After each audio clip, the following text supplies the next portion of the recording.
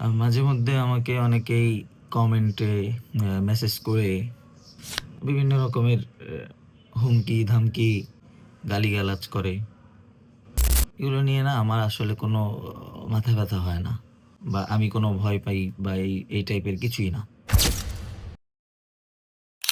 যারা আরকি কিছুই করতে পারে না, জীবনে যাদের কোনো অ উদ্দেশ্যই নেই, তারা এ ধরনের হুমকি-ধামকিই শুধু দেয়, গালিগালাজ করতে থাকে।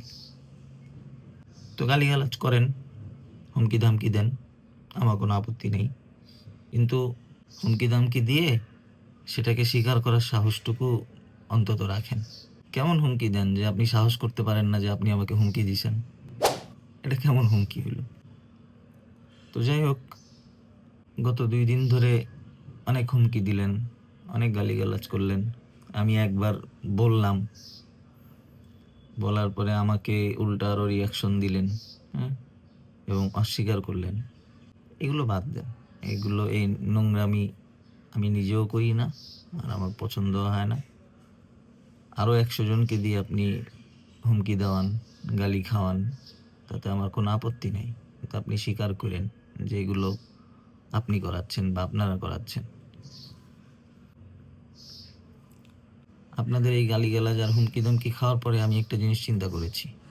সেটা হচ্ছে আগামী ৩০ দিনে আমি আপনাদেরকে ৩০ টা লেসন দিব। অর্থাৎ এমন লেসন যেগুলো আমি আমার বাস্তব জীবনে অর্জন করেছি, আমি আমার বাস্তব জীবনে দেখেছি। এরকম ৩০ টা লেসন আপনাদেরকে আমি দিব। আমার সঙ্গে থাকেন। প্রতিদিন আমার পেজে ঢুকবেন, দেখবেন আমি কি লেসন দেই। হতে পারে ৩০ টা লেসনের মধ্যে ৩০ টাই আপনার কাজে লাগবে না। কিন্তু একটা হয়তো কাজে লাগতে পারে। তো এই একটার জন্য অন্ততপক্ষে আমার সঙ্গে থাকার চেষ্টা করেন। ভালো থাকেন, সুস্থ থাকেন, সুখী হন। আর কাউকে এভাবে হুমকি-ধামকি দিয়ে সেটা স্বীকার করার সাহস রাইখেন। সেই সঙ্গে কারো সঙ্গে মিথ্যা বইলেন না, আর ধোঁকাও দিয়েন না।